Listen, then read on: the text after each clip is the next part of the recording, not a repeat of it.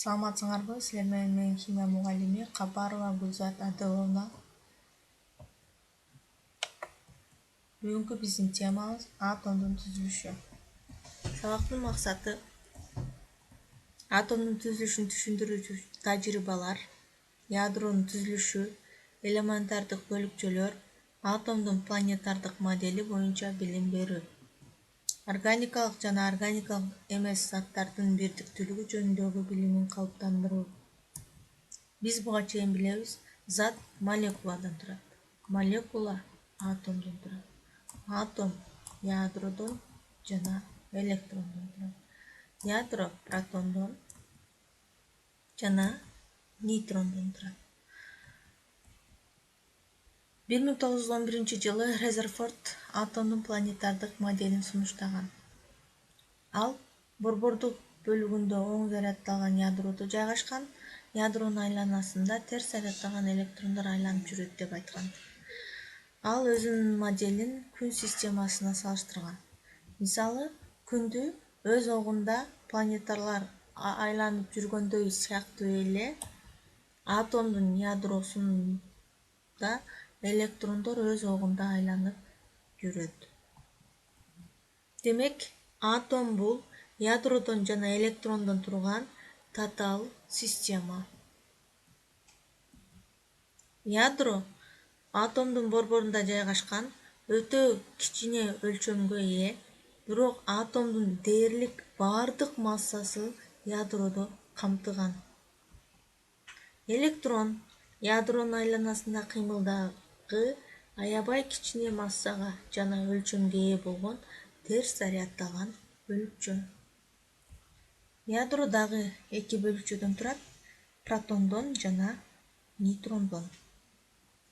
Протон оң зарядталган бөлүкчө, нейтрон зарядсыз бөлүкчө. Ядронун сыртында өз огунда электрондор айланып жүрөт. Протон менен нейтрон атомдун ядросунда болгондуктан нуклеиддер деп аталат. Мозгли ядронун зарядынын сандык маанисин аныктаган, мезгилдик системада жайланышкан элементтердин катар номуруна туура келгендигин айткан.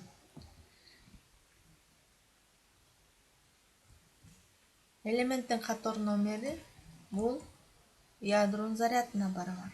Ядронун заряды атомдун электрондун санына барабар.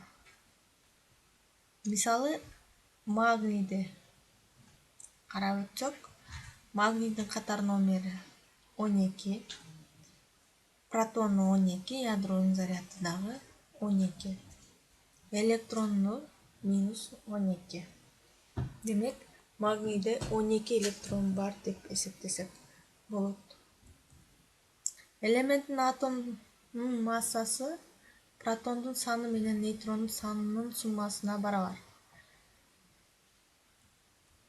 Мисалы, нейтронду табыш үчүн n барабар ir минус z. Мында ir салыштырмалуу атомдук масса, z катар номер. Мисалы, магнийди атомун нейтронун санын табуусун көрсөк,